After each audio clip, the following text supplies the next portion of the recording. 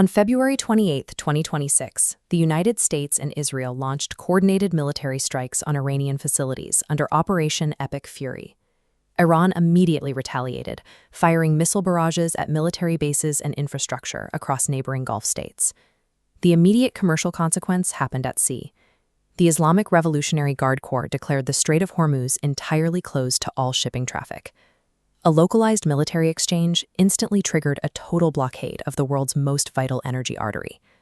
This animated diagram shows the Strait of Hormuz, a 21-mile-wide waterway that normally handles about 20% of the world's daily supply of oil and liquefied natural gas.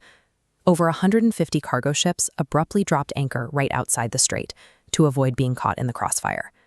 This line chart tracks the price of Brent crude oil, a major global price benchmark.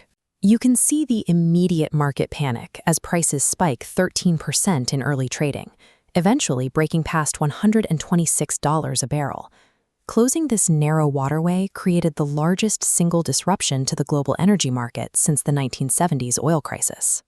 To understand how a shockwave like this actually hits a massive economy, we need to look at India.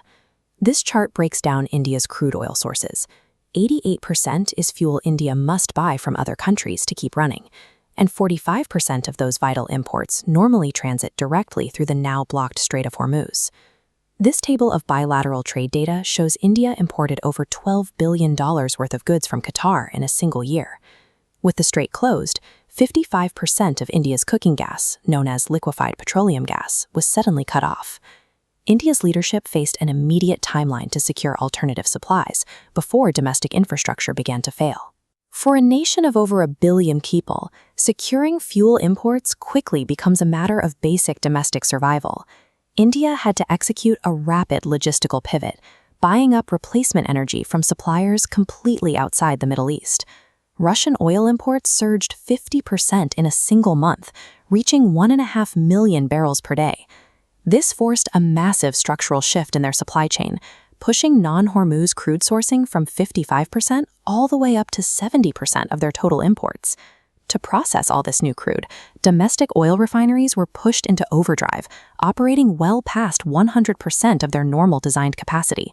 Pushing that hardware to the limit allowed India to increase its domestic cooking gas production by nearly 30%, narrowly avoiding a nationwide shortage. Through aggressive international purchasing and sheer industrial output at home, the country managed to rewire a multi-billion-dollar supply chain in a matter of days.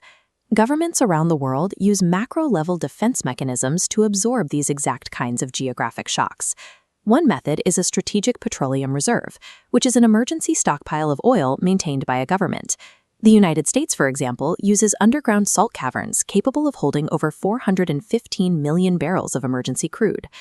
This map outlines a permanent defense, infrastructure bypasses. India signed a 10-year contract at Iran's Chabahar port, committing $120 million to develop it. This secures a trade route completely sidestepping the Strait of Hormuz. These massive capital investments function as a physical insurance policy. Relying on a single geographic corridor to power an economy is a critical national security flaw. The crisis in 2026 proved that despite our advances in technology and logistics, global economic stability is still entirely tethered to physical geography. A localized military conflict occurring thousands of miles away can instantly paralyze massive supply chains across the entire globe. Nations can no longer afford to design their infrastructure based purely on cost efficiency. They have to prioritize resilience. The physical borders of the world map haven't moved, but the multi-billion-dollar energy routes that actually power it have been rewired forever.